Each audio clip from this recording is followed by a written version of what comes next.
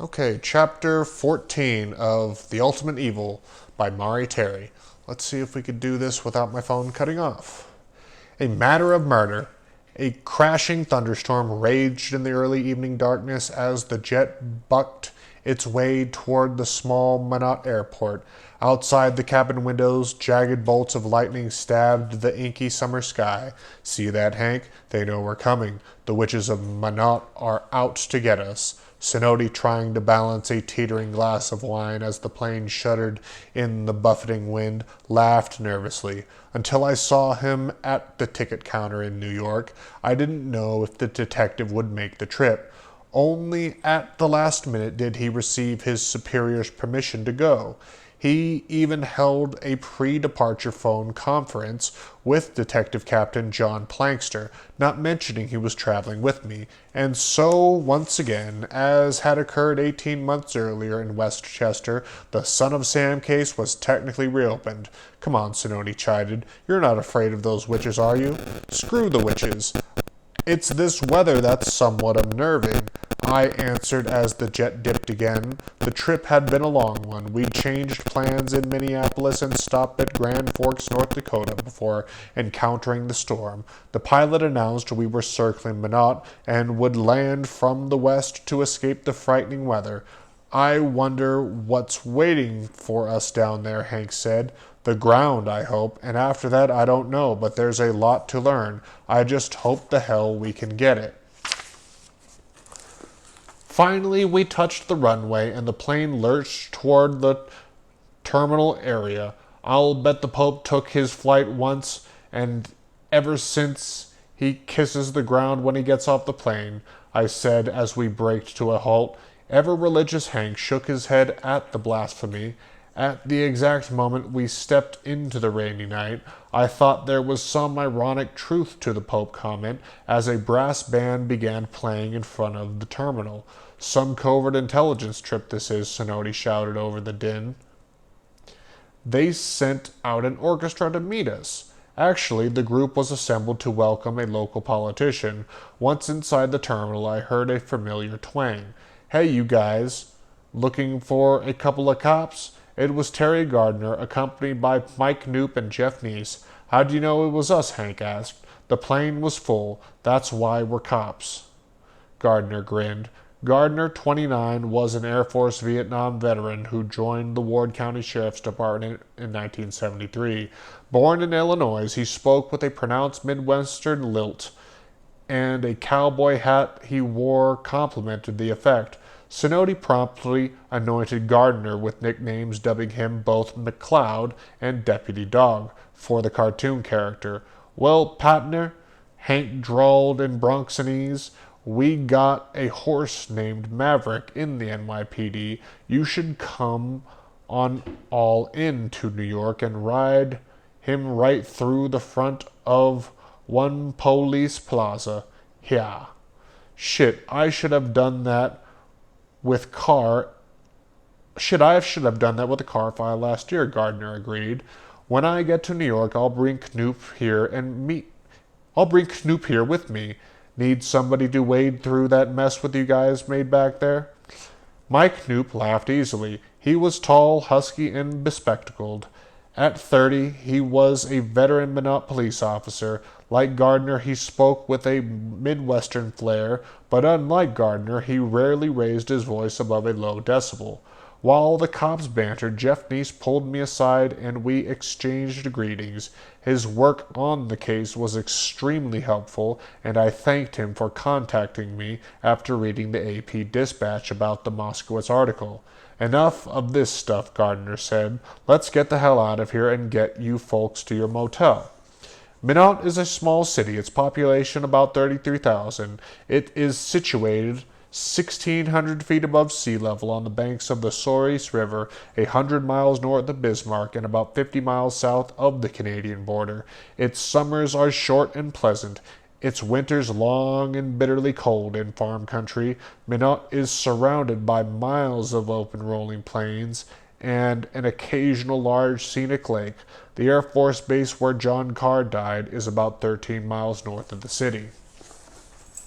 In short, In short order, we gathered in our motel's cocktail lounge to discuss the case. The two Dakota policemen had lined up several interviews for us. Linda O'Connor, John Carr's girlfriend, her ex-husband Craig Tom Taylor, and Darlene Christensen, two close friends of Carr who traveled to New York for his funeral, and Leslie Shago, another friend and niece, also arranged for us to talk by phone with Carr's drug counselor, Lee Slaughter, from his new home in Minnesota. Over a round of drinks, Gardner and Knoop filled us in on their investigation of Carr. He was really tight with an Indian named Phil Falcon, who ran a coffee shop here called the Falcon's Nest. We found some dead German shepherds behind that place, Gardner said.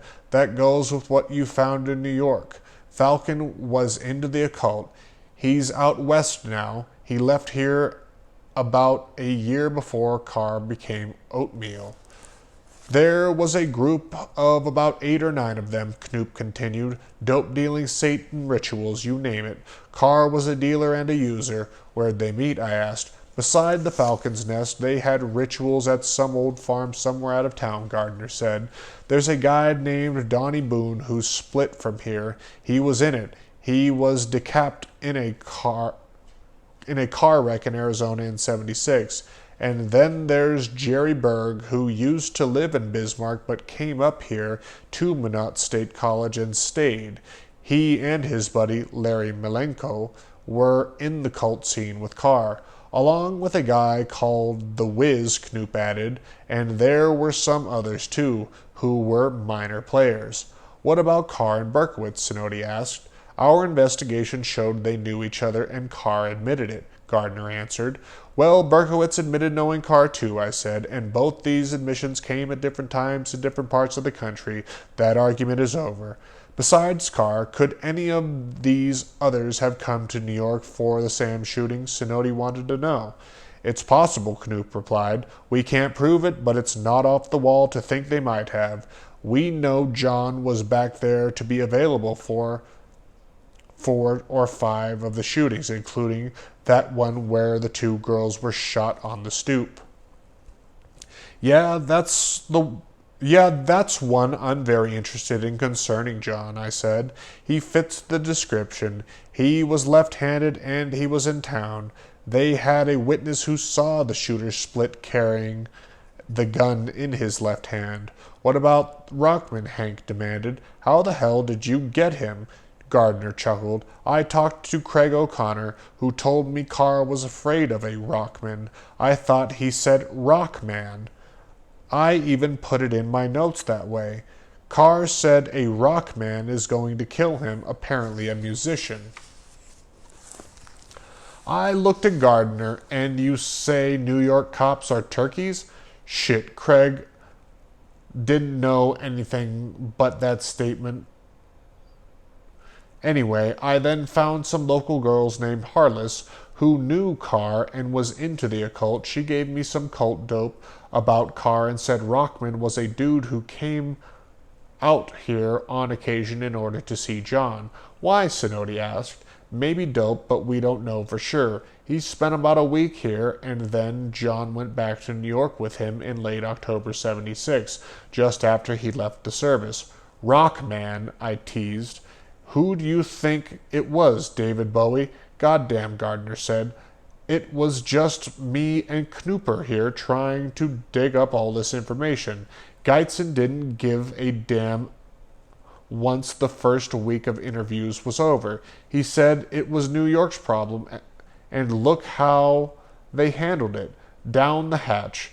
But we were curious about what we found, so we just kept going. How did the sheriff feel about this? Hank asked. He didn't mind, but after a while he said there was nowhere to go with this information except to use it as intelligence about the dope and cult scene, so we stopped. So was the Minot Police Department's response too, Knoop added. It's a good thing you guys kept poking into it, Hank said. I'm furious about the whole damn thing, I said. We were there right after Berkowitz's arrest. All this Carr stuff, you guys got confirmed what we were onto all along. And we see Berkowitz, who gives us all this information that you guys had already confirmed. But we didn't know it. We blew a year and a half. Look, Gardner said, we didn't know what you were into back there. We're cops. We hear from the cops back there, and we deal with them. They fucked it up, nobody else. Jeff Neese, who'd been quiet during most of the conversation, put things into perspective. At least it wasn't lost forever. It could have been, but now everybody's together here. We can still pull it together, he said. A lot of time has gone by, Sinodi replied. The trail is colder now. Well, let's heat her up, Gardner said, and ordered another round for the table. The first interviews were scheduled for the afternoon of Saturday, September 1st. In the morning, we met Sheriff Leon Schwann and Minot Police Chief Carol Erickson, visited the now shuttered Falcon's Nest, and drove out to the base, where we saw the Liberty Loop home where Carr was found dead, and were introduced to Rick Farron, OSI's chief investigator. We also studied notes and reports compiled by Gardner. Knoop and Geitzen and Jeff Neese showed us the results of the interview he'd conducted since we established contact in July. For the sake of conscience, the following are highlights of the information uncovered by us. The North Dakota authorities investigators for the Queens District Attorney's Office, who would travel to Minot 2 months after our visit. In each instance, the information overlapped as the details provided by Carr's associates, and others remained consistent. That John Carr was nicknamed Wheaties was confirmed in taped statements by Linda O'Connor, Counselor Lee Slaughter, and Phil Falcon, whom we later reached by telephone. On one of his jackets, he even had a patch with a Wheaties box sewn into the shoulder, Falcon said. Linda O'Connor added, Wheaties breakfast of champions. He liked to eat them. I thought the nickname originated here and not in New York, Slaughter said simply. John told me one of his nicknames was Wheaties. Queen's investigator later received an additional confirmation of a friend of Carr's in New York. Thus, Berkowitz's statement about the nickname at Marcy was confirmed, and John Carr was identified as an alias of Son of Sam used in the Breslin letter. That John Carr was involved in satanic cult activity, as stated by Berkowitz at Marcy, and crucial to our evaluation. For the entire case was confirmed by Tom Taylor, Darlene Christensen, Leslie Shago Harless, Phil Falcon, and Carr's own sister, Wheat. She later told Queen's investigator John's involvement in the occult. I'm not going to deny. There's no way I could deny it. I'd be stupid to deny it. Counselor Lee Slaughter also said John talked about witchcraft in passing, but didn't dwell on it. Airman Jeff Sloat, who roomed with Carr for a time, previously described the XXO symbols with inverted crosses beneath that Carr drew on the walls, and Deputy Glenn Geetson recovered occult posters and tarot cards among Carr's effects. Leslie Shago provided an important link between New York and Minot rituals when she produced a receipt which showed that she brought the ear of a German Shepherd to a taxidermist for mounting on August 9, 1977, the day before Berkowitz's arrest. I didn't know what it meant, she said. Bobby Dukes, a friend of John Carr's, asked me to do it for him. In the Pine Street neighborhood, a German Shepherd was later found with an ear sliced off. Tom Taylor, Carr's lanky, dog-haired musician friend, said Carr asked him to attend a cult meeting at an old farm outside Minot, but he declined.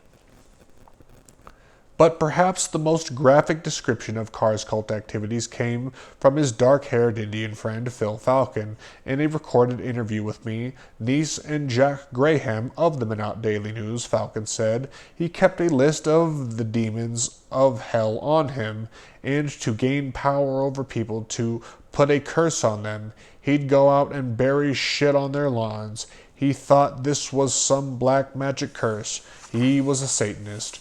These demons he kept a list of. Would they include Behemoth and Beelzebub, I asked. Those were two of them. And this excrement, it was dog manure? Yeah. This information provided two more links between Carr and the Son of Sam letters. Falcon went on to say that Carr belonged to cults in both Minot and Westchester County, New York, an important confirmation of our suspicions. He described the New York group as a very violent, large, and underground. They were really into the occult. They'd all get together in like a witches' coven and a witches' church. Their sacrifices went all the way. Falcon said the Westchester group convened both indoors and outdoors, and at least one of its meeting sites was pretty close to Carr's house. This fits the description of Untermeyer Park, but Falcon couldn't recall the exact location. He described an indoor site also, which he remembered as being an attachment to someone's home or business. He added that he thought there were other locations too, but said he knew nothing about them. At the time, we didn't think Falcon meant witches' church literally. It would later turn out to be just that. Falcon said that John Carr was very much into Satanism, and that John read my entire collection of occult books from How to Make Amulets to The Third Eye. Carr, Falcon said, practiced some satanic rituals in Minot with Donnie Boone, whom Falcon didn't know was dead. I came to my house, and here were Donnie and John, Falcon explained in describing one ritual. When I walked in the door, they were in the kitchen, and Donnie had this animal, whatever it was. He cut its throat, and it was bleeding all over the kitchen. He was going to take it into the other room. There was a magic circle drawn, and they were sacrificing it. Old Donnie Boone was drinking the animal's blood. It was running down his chin.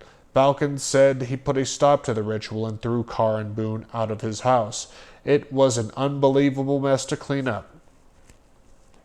If Falcon knew other details about cult activity in Minot or Westchester, he didn't disclose them. He acknowledged his own occult interests, but avoided saying whether or not he participated in any sacrificial rituals himself. As Gardner noted, several German shepherds were found slain behind Falcon's coffee shop. Although there is no evidence that Falcon himself was involved in the deaths of those dogs, the coffee shop was a regular hangout for Carr, Boone, and others involved in the Satan scene. In other areas of inquiry vital to our investigation, Carr's relationship with Berkowitz, which each had confirmed was paramount. Counselor Lee Slaughter said, John told me he looked up to Berkowitz because Berkowitz wasn't afraid to do anti-establishment things. He told me because they used to bum around together in Yonkers, but something happened between them. There was bad blood between them after a while. This statement supported Berkowitz's Marcy comment when he said he hated John Carr.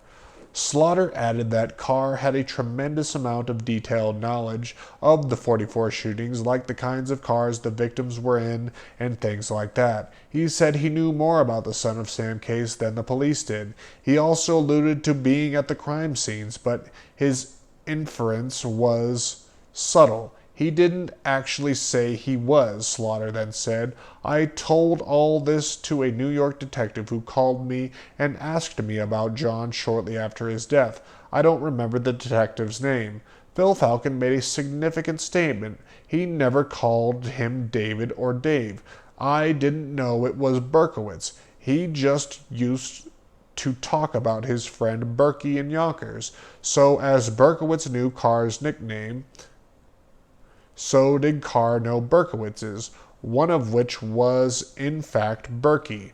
Falcon's comment was important for another reason. He left Minot for the Pacific Northwest in March 1977, 5 months before Berkowitz's arrest and 3 months before Sam Carr first learned Berkowitz's name from the Casadas. Yet Falcon said Carr was talking about Berkowitz earlier. Falcon's revelation was strengthened by the fact that he didn't return to Minot after March 1977, hadn't spoken to Carr, and actually didn't even know Carr was dead until we told him. Leslie Shago went further. The young fringe associate of the Carr crowd identified a photo of Berkowitz and said he was in Minot on one occasion. The photo was only a portrait, but Shago correctly described Berkowitz's height and weight. Berkowitz has never written about this alleged trip, but a source close to him later told me Berkowitz said he was in Minot, and in a letter Berkowitz later wrote, he said North Dakota was one of his favorite states, and accurately described its terrain and other features. No more is known about the alleged trip at this time. Even more telling about Carr's involvement in the Son of Sam case were statements from Tom Taylor and Darlene Christensen, who each said they saw him draw a Son of Sam graphic symbol on the back of a Minot telephone directory in February 1977, 4 months before it first appeared in the Breslin letter. But immediately after Carr returned to North Dakota from an extended stay in Yonkers, Taylor said Carr explained the symbol's meaning to him and Darlene at the time. They didn't know it was later used in a Son of Sam communication.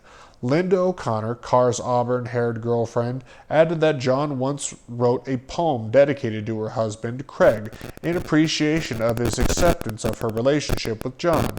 The writing, she told Gardner and Knoop, said, "Because Craig is Craig, so must the streets be filled with Craigs." Those same words appeared in a poem later found in Berkowitz's apartment, which the original meaning was hatefully twisted and directed at Berkowitz's downstairs neighbor, Craig Glassman. The poem said, "Because Craig is Craig, so must the streets be filled with Craig, death, and huge drops of lead poured down upon their head until she was dead. Yet the cats still come out at night to mate, and the sparrows still sing in the morning." John Carr wrote the original words, "In the streets should be filled with good people like Craig O'Connor," long before Berkowitz borrowed them, said Gardner.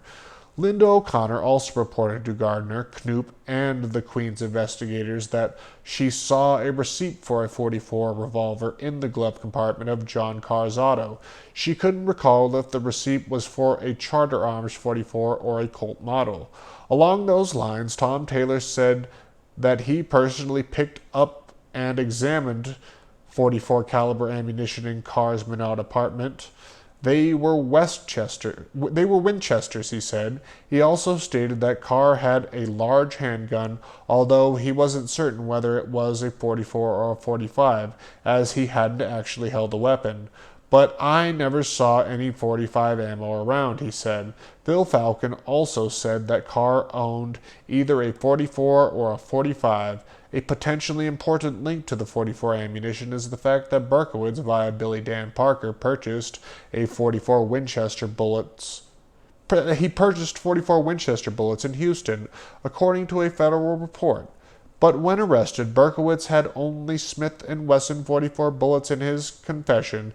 He claimed that the S&W ammunition was that which he purchased in Houston, but it wasn't. Therefore, there were 2 boxes, 100 rounds of Winchester bullets unaccounted for, something that apparently didn't concern the NYPD or the Brooklyn DA's office, which sent investigators to Houston after Berkowitz's arrest. Berkowitz didn't have any .44 shell casings, cleaning equipment, or manuals in his apartment, which he should have, as he had that equipment for his other weapons. Whether the .44 Winchester bullets Taylor said he examined in Carr's Minot apartment were those bought by Berkowitz in Houston is not known. Regarding Houston, the interviews in North Dakota established that John Carr visited that city every summer since his ex-wife and daughter lived nearby, and apparently was there at the same time as Berkowitz in June 1976. Linda O'Connor said that Carr brother, Michael, told her this. Carr, we learned, was in New York at the time of the .44 attacks on Joanne Lamino and Donna Damasi on November 27, 1976, the murder of Christine Freund on January 30th, 1977, the wounding of Judy Placido and Sal Lupo on June 26, 1977, and the murder of Stacy Moskowitz and Robert Violante on July 31st, 1977. He was also thought to have been in New York at the time of the murder of Donna Loria and the wounding of Jody Valente on July 29, 1976. He was eliminated as a suspect on October 23rd, wounding of Carl De Niro in 1976, the murder of Virginia Valcaricane on March 8, 1977, and the killing of Valentina Serrani and Alex Esau on April 17, 1977. Although it remained possible he could have made a quick turnaround flight to New York on those occasions. Carr, according to Tom Taylor, wasn't shy about using a gun on people either. Taylor stated that Carr carried a revolver under the front seat of his auto, and that on one occasion he fired shots at an acquaintance in Minot named Whitey. Whitey ripped him off of some crystal or coke, and he decided to have some fun with this guy. Whitey told me he shot at him. Other people told me too. Whitey was in his Volkswagen putting speakers in it or something like that, and John just pulled up across the street, pulled out his .22 and started shooting at him. Whitey freaked out and ran into the house. Lieutenant Gardner, Whitey reported the shooting to me. He said it was over some drug deal gone bad. He didn't name Carr as the gunman, however. He just wanted to alert us that his life was in danger. They must have settled it after that. Regarding Carr's use of alcohol and narcotics, Taylor and others said he drank heavily, which was known by Berkowitz. Carr was also hospitalized at least 3 times for drug overdoses, Taylor said. He was into coke, pot, LSD, angel dust crystal, or whatever you want to call it. Another strong piece of evidence linking Carr to the Son of Sam case was the discovery that Carr dated 13 to 15-year-old girls in Minot. At least 3 friends, including Tom Taylor and Frank Head, reported this proclivity. In the Breslin letter, John Wheaties was called a rapist and a suffocator of young girls. Moreover, in a note left in his apartment and dismissed by New York authorities, Berkowitz referred to Carr as a terrible rapist and child molester. You should hear John boast of his perverted conquests, Berkowitz wrote, but the accurate clue was ignored. In a closing note on Carr's activities, Gardner said an informant named Denise Malcolm said that Carr advised her that a chain of safe houses for Satanists on the run existed in the United States and Canada. We checked with the Canadian authorities, Gardner said, and we were told that some kind of network existed up there for bikers, and that they heard Satanists also sometimes used the same facilities. By the time the extended series of interviews was completed, all the involved parties were certain as to where we stood regarding John Carr. Besides what we'd learned here, he and Michael were in real life the sons of Sam, I said. It makes more sense for them to have used the name than Berkowitz. I keep remembering that Borelli letter, with all its intimate knowledge of Sam Carr and how it sounded like it was written right from inside that house. And so it was with John Carr, a man who New York officials, without any investigation, first maintained didn't even know Berkowitz and whose suspected involvement in the murders, and that of a satanic cult was formally reported to authorities by Jim Midigar and me weeks before his death. A man whose initially uncovered connections to Berkowitz were buried by the office of Brooklyn District Attorney Eugene Gold before Berkowitz entered his guilty pleas. A man whose links to the Son of Sam were not fully fleshed out until we traveled to Minot, making the journey no New York official made before then. And then there was Reeve Rockman, the other subject of the trip. His photo was identified by Taylor Christensen and Leslie Shago, who pointed out, when he was here, he was about 20 pounds lighter than in the picture. Shago also said Rockman had something wrong with one of his hands, as did Taylor and Falcon. These observations were accurate. Rockman, a mysterious figure and stranger to Carr's friends in North Dakota, was observed at the Falcon's Nest and at a party in Minot in mid-October 1976, shortly after Carr left the Air Force and was hospitalized with a drug overdose after telling Geitzen and Knoop about his urine drinking at a satanic ritual. The Minot residents said Rockman was introduced as Reeve, John's friend from New York. They said they understood that Rockman was involved in drug dealings with Carr in New York. Taylor and Christensen said Carr carried a photo of Rockman, apparently a newspaper clipping, in his wallet and told them, "This is the guy who wants to kill me." That statement was essentially the same as the one made earlier by Craig O'Connor. John burned the picture right there in the sink, Taylor said. J.C. Carr also told me that if he stayed in New York, the state would have fried him in the electric chair, Christensen added. The Minot interviews were conducted at the sheriff's department with the exception of that with Leslie Shago, who was visited at her home. Carr's friends were given the option of cooperating or not. The work was exhausting, as some were initially reluctant to talk about their knowledge of Carr. It wasn't until Monday morning, our third day in Minot, that Sinodi got around to asking a question he and I discussed privately during the weekend. "What makes you so sure Carr committed suicide?" he asked Gardner. He was afraid for his life.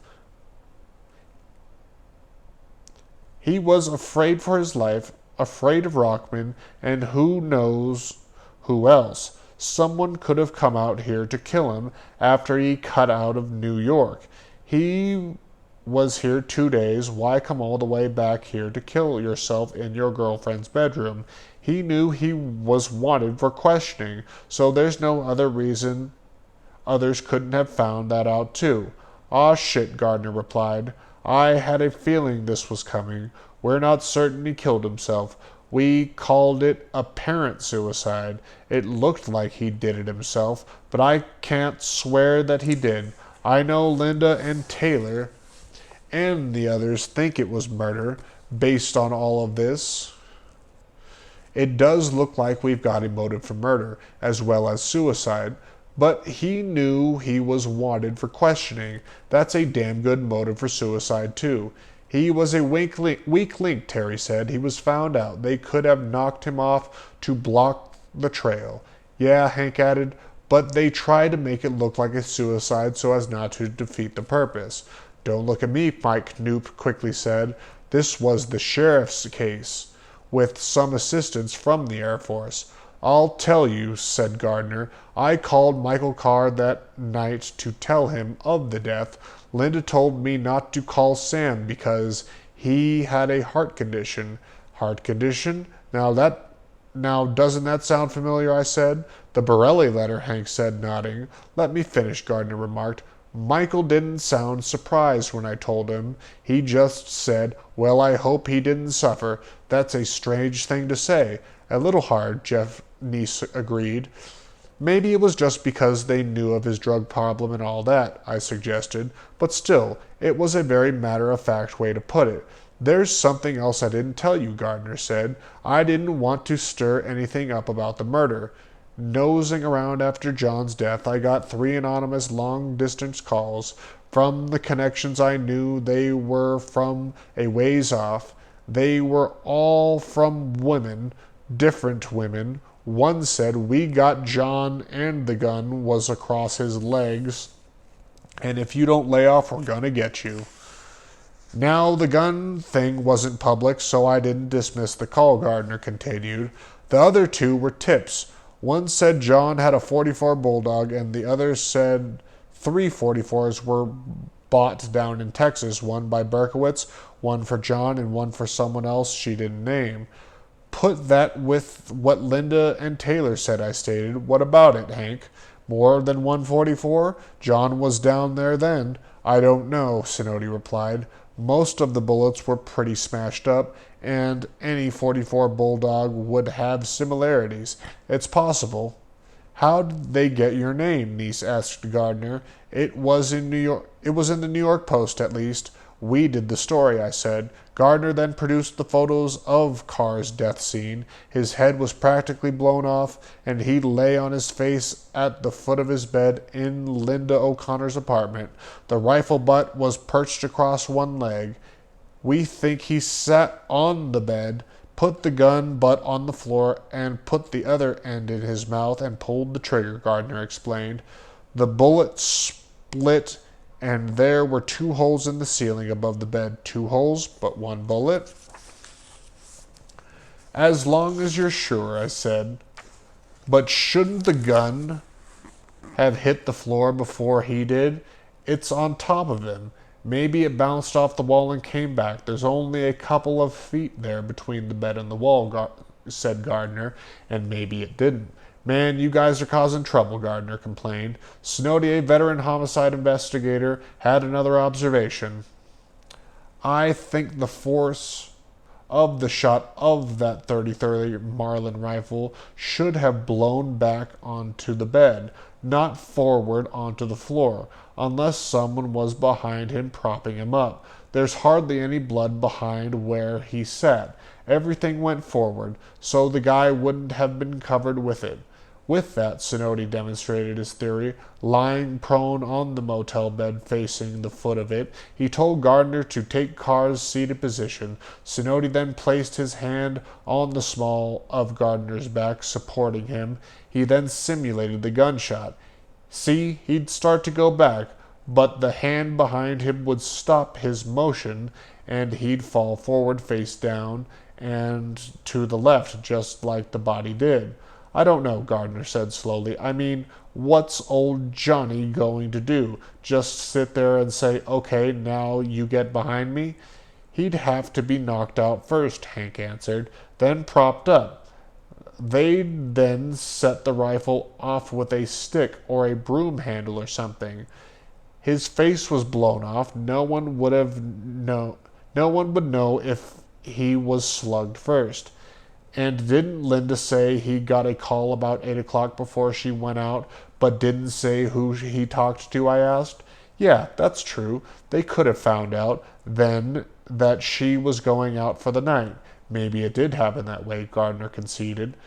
Then it was time for our flight back to New York. We'll keep on everything here, Knoop said. And we'll also start looking at this murder scenario, Gardner promised. Well, my job is to get moving on Rockman, Hank said, and no leaks, he stated firmly to me. You've got to swear none of this goes in the papers. We've got to be able to work this without the damn cameras over our shoulders, and I didn't tell the department I was coming here with you. They'd have stopped me if I did, and the investigation would have been dead as far as they're concerned. Why, I asked. The NYPD didn't even know Rockman was here until I told you. They take information from all sorts of lowlifes every day. They even pay for it. But the press is different. It's taboo. I don't know if I can make that promise. This is significant news, and I've been after this for more than 2 years. I've seen enough cover-ups. This isn't any cover-up, Hank fumed. You know this case, damn it. You've seen what's happened before. They don't want the press to know anything, let alone be the ones who dug this stuff up in the first place. You're right. I piggybacked with you, and it was the right thing to do, but the police department will never accept that. For a minute the room was silent. I looked at Jeff Neese, who shrugged. Okay, no publicity.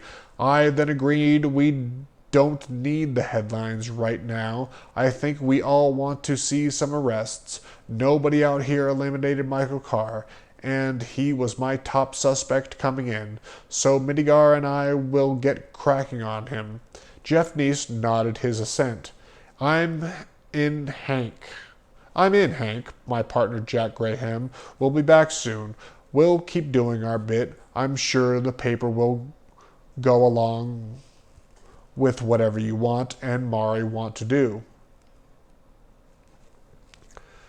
Gardner jumped in. If you don't, I'll wrap your little weasel butt around a tree, he said half seriously. He and Niece had a few run-ins over other coverage in Minot Daily News, so this was a fragile alliance for both of them. Indeed, the situation was precarious for everyone. Niece, who'd absorbed several Gardner barbs over the weekend, didn't let this one pass. His voice rose an octave. Don't try to threaten me, Terry, he yelled. There's nothing in the world that says I have to do what you say. Jeff, it's only temporary, I soothed. If we hold off, the whole thing might fall. If we're premature, we may blow it. And we don't need the NYPD's political crap either. Mike Knoop was a solemn of reason. John Carr is dead. No one can prosecute him. We all want the others, Rockman, Michael Carr, or whoever, and a couple of them could even be somewhere in Minot. So we'll all keep it quiet for everybody's sake. Agreed? Yes, it's agreed, Jeff said. I never said it wasn't. I just don't like taking instructions from the Ward County Sheriff's Department. Gardner glared at him, but said nothing. With everyone finally in accord, if not completely satisfied, we drove to the airport, and within 30 minutes we were en route back to New York. It was Labor Day, September 3rd, 1979.